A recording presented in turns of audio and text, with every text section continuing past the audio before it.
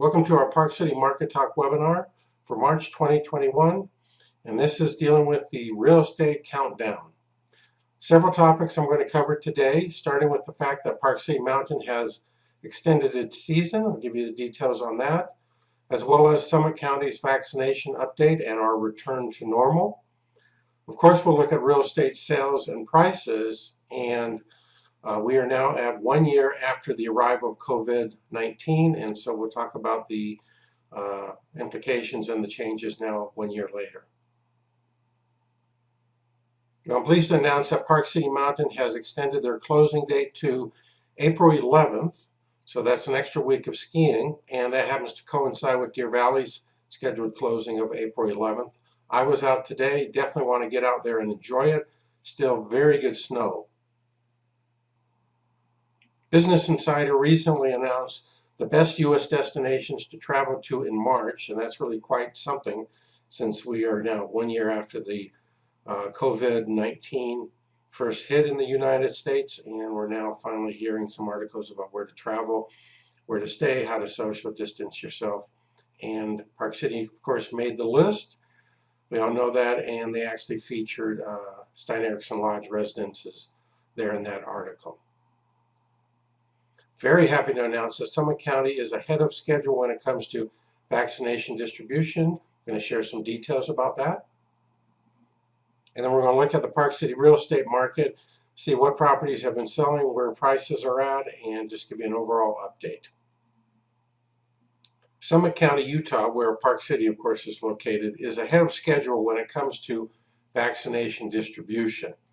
Those of you who may be familiar with it, it is done at the Utah Film Studios off of Highway 224 toward Highway 40, and you basically pull up in your car and then you are escorted or directed into the building, and they line you up there and they give you your vaccination, and then you're there for about 15-20 minutes to make sure all is okay before you go home.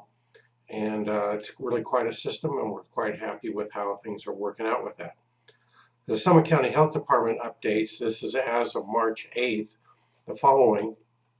First of all, over 88% of Summit County's residences ages 70 and above have received at least one dose of the COVID-19 vaccine.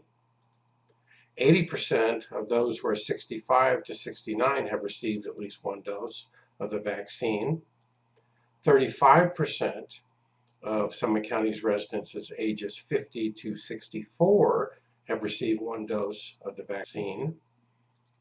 And 36% of Summit County residences age 18 and above have at least received one dose of the COVID-19 vaccination. So it's really getting out there. The news is positive. Total of 11,611 first dose vaccines have been administered to people living in Summit County.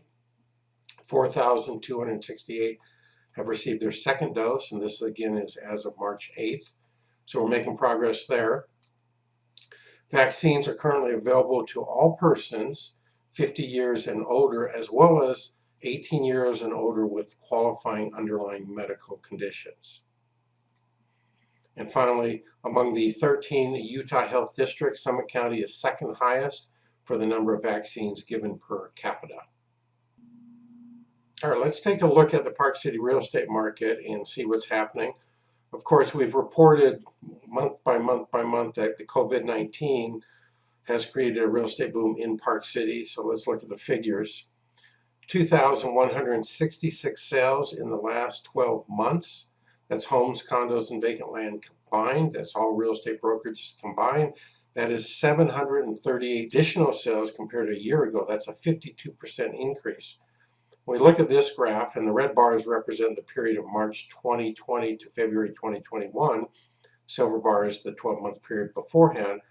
In the category of homes, we've seen a 52% increase in the number of homes from 551 to 839. 31% increase in condominiums up to 990 from a previous 754, and then a whopping 174% increase in lot sales, up from 123 to 337. So people have gravitated toward Park City. They bought homes, condos, land. They bought it all. Now this graph here shows us a year-to-year comparison on the number of home sales. We've broken it into Park City and the Snyderville Basin. Park City, the number of sales is up 70%, climbing to 311 from the previous 183. Snyderville Basin, another big increase, 43%, from 368 to now 528. Condominiums, again, a big increase. The city limits climbed from 341 to 466. That's 37% increase. And a 27% increase in the Snyderville Basin, with condos climbing all the way up to 524 from the previous 413. And then we take a look at land. Vacant land, look at this, triple digits. In the city, not a lot of land there. Previous year, we had 19 sales. We had 50 sales, up 163%.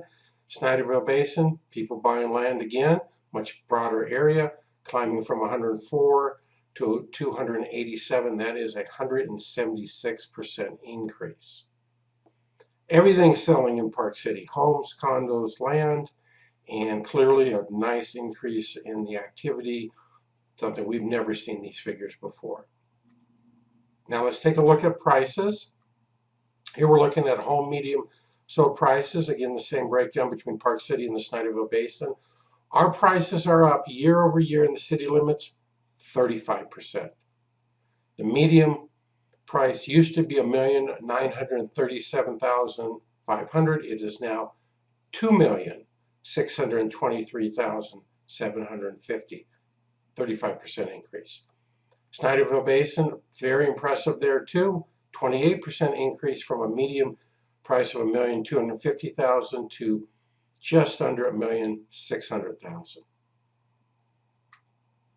Condominiums, 35% increase in the city limits.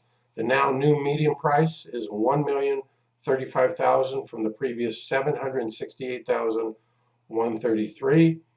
In the Snyderville Basin, we actually see a decrease from $651,250 to $549,636. That's a 16% decrease.